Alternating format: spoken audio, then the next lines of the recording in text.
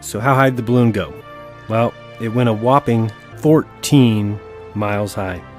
And the curvature happens to look just like it does for the 250-mile high ISS. Houston, we have a problem. If you were being lied to, if you were being deceived, would you want to know it? I'm assuming that almost everyone would say 100% absolutely yes. You would want to know. And I also assume that if it was obvious, you'd definitely want to know, and even more so if many of us already knew.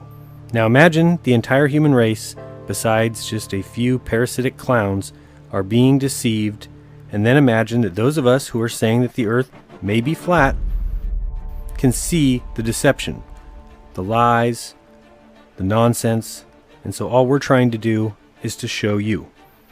Because here's the deal. This week, the physics students from the University of Leicester sent a balloon so high up they saw the Earth's curvature. Just by taking a look here at the Google results, we see the university students film the curvature of the Earth. The second one says students film breathtaking curvature of Earth using a high altitude balloon. And then the third one says students film stunning images of the Earth's curvature using a weather balloon. So no matter what site you went to, you see the emphasis on the new images of the curvature of the Earth. Here's one more source, and again we see the same thing. Students film stunning images of the Earth's curvature using weather balloons. Very important to film this curvature. Next we've got just an image from the launch, the little balloon launch that we're going to be talking about. You'll see that there. Does that sun look 93 million miles away? If you said yes, get out. Get out right now. And so here we are just looking at an image from the balloon launch, and as I slowly start to blend it in with the ISS rotating ball Earth, you'll see that they were virtually identical, yet the ISS, we're told, is 15 times higher than that balloon. How high, you ask? Huh, I'm pretty high. I mean, I smoked a... I experimented with marijuana a time or two, and I didn't like it, and didn't inhale. So how high did the balloon go? Well, it went a whopping 14 miles. Wow. 14 miles high. And the curvature happens to look just like it does for the 250-mile high ISS. That's around 15 times as high as this image that we see here clearly shows there's an issue. And so as this balloon heads up into the sky, courtesy of those physics students at Leicester University, let's watch how here at 500 feet we have curvature to the Earth.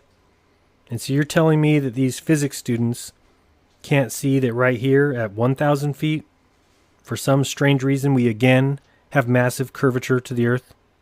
I mean, so in the physics world today, do they not understand that convex lenses or fisheye lenses or GoPro add a distorted view, causing things to look spherical that aren't? I mean, are physics students so dumbed down? Are the media outlets so confused and blind? And are NASA fanboys so enthralled with their form of erotica that they can't see the fakery of the augmented curvature?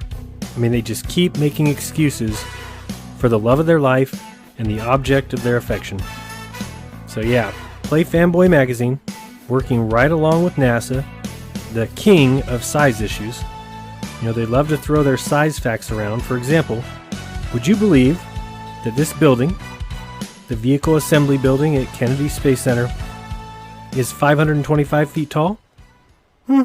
Maybe. That's almost 2 Statues of Liberty. Now let me ask you this. See that flag up on the wall there? Would you believe if I told you that NASA says that that flag is the size of a regulation NBA basketball court? Would you believe that? Well, you might. It looks pretty close.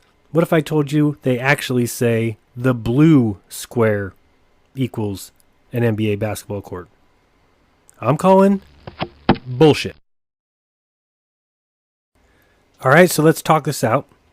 Clearly this footage is a GoPro camera image. Clearly it's distorted, and yet every news agency says the same exact thing. Students catch view of the Earth's curve. And that sun, does that look 93 million miles away to you? If it does, Get out. Leave now. So we've got the curvature of the Earth being the same at 500 feet, or 1,000 feet, or 14 miles, or 250 miles. Nothing to see here. Move along, move along. Just some liars on television, and then we got the entire scientific community who just sits there, watches this, and can't question why the so-called curvature can be seen at 500 feet and 1,000 feet. And again, at 14 miles and 250 miles. Pretty sad, and I do feel for you if you can't see it. What you need to realize is they taught you to fight against anything that goes against the mainstream that they need you to believe in. They need you to believe in the ball, so anything that says anything different is dumb, is moronic. But if you can't see that, well, that's on you.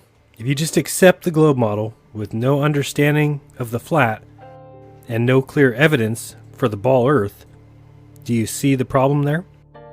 We're told the globe is scientific.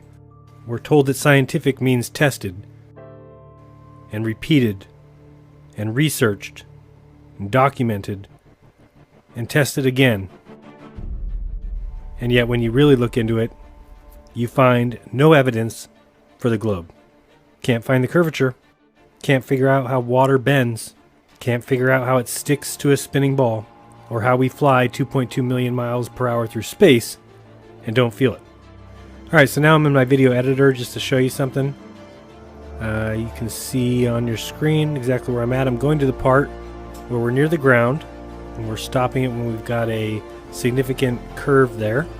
And we're going to use the lens correction tool and see if we can get rid of the fisheye lens.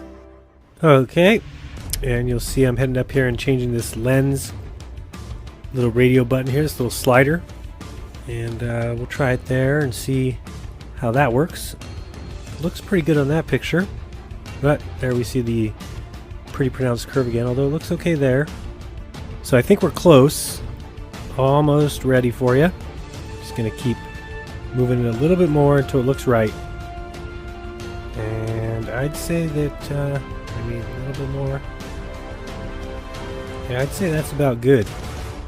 So I'm gonna then load it up without the fisheye lens and see what reality holds. Just because we're taught the ball Earth and taught about the 23.5 degree tilt and the motion around the axis and the orbit of the Earth with its 584 million mile yearly journey around a sun 1 million times the size of the Earth does not make it true. Just because you think satellites are in the sky sending your DirecTV signal to your dish doesn't make it true. In fact, head over to Wikipedia, type in communications satellite, go all the way down to where it says geostationary orbits, and look at the last line there where it says, in applications that require a large number of ground antennas, such as DirecTV distribution, the savings in ground equipment can more than outweigh the cost and complexity of placing a satellite into orbit. Womp womp womp womp. Boom. Can I get some sound effects? Thank you. Alright, so we're now going to watch the non-fisheyed view since it's been redone and had the lens corrected. So you can enjoy that, and while we're doing that, I'm going to read you a few quotes. Trouble arises when either science or religion claims universal jurisdiction. When either religious dogma or scientific dogma claims to be infallible, religious creationists and scientific materialists are equally dogmatic and insensitive. By their arrogance, they bring both science and religion into disrepute. Freeman Dyson. There must be no barriers for freedom of inquiry. There is no place for dogma in science. The scientist is free and must be free to ask any question, to doubt any assertion, to seek for any evidence, to correct any errors. J. Robert Oppenheimer. And by that he means any question, even if it's the shape of the Earth, even if it's the distance to the sun. So even though science backers think it's real funny to call other people names and call people morons and how stupid are they and they should go back to school and That's not what they're talking about. Every question should be able to be asked because any fact should be able to be backed up with evidence. And unfortunately, one of the fundamental beliefs of this world is that we live on a ball, and the part that sucks is it comes with no evidence. And the last quote: although all men are born free, slavery has been the general lot of the human race. Ignorant, they have been cheated. Asleep, they have been surprised. Divided, the yoke is forced upon them. But what is the lesson? The people ought to be enlightened, to be awakened, to be united, that after establishing a government they should watch over it. It is universally admitted that a well-instructed people alone can be permanently free. James Madison. So hopefully you enjoyed the non-fish-eyed view of the Earth. Certainly not a ball, certainly no curvature, and certainly don't need lies and distorted views to prove it. So we just saw what some students can produce by sending up a weather balloon with a camera on it, probably a GoPro Hero 4 or Hero 5. And what you see in front of you now is what we get from our beloved space agency, NASA. You see they're showing the great storm of Cinnabon rolling here on the left. This is disgusting. How do we allow these guys to continue providing absolutely nothing to the human race?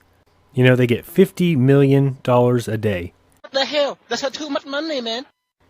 $50 million a day. So let's just think for a second. Let's imagine we're NASA and we're going to buy a camera for spacewalks, for the ISS. Let's go shopping. Pretty much the best camera you can find right now is this Phantom HD Gold. It is unbelievable. It shoots at 1050 frames per second in 1080p. Unbelievable. It's a cinema camera. It's what they use for the movies. And its price is $110,000. So if we got NASA and they've got a budget of $50 million, let's say we're going to buy them the best camera there is. So we got $110,000 and that purchases the camera. You figure we're going to have to add some add-on special lenses to get this thing to be tricked out. Let's say they cost another $100,000. Then we got to get that thing space ready. So let's say that costs us $200,000. And so let's see what that does to NASA's poor budget. Well, for that particular day, it's going to go down to $49,590,000. Geez, that certainly will be rough for them. I guess I see why they can't afford a better camera in space. It's so expensive, and they have such a tiny little budget. Only $50 million a day. I mean, $50 million every day. So I get it. Okay? I mean, if one of those days in the year drops to $49,590,000, geez, it's just gouging their already tiny budget. I mean, which is only one half of the percent of the yearly U.S. budget. You know that, right? Oh, shoot, and I forgot. It's actually going to be even more expensive. We need to add at least another $100,000 to get that camera waterproofed for spacewalks. Totally forgot. Add it to the list.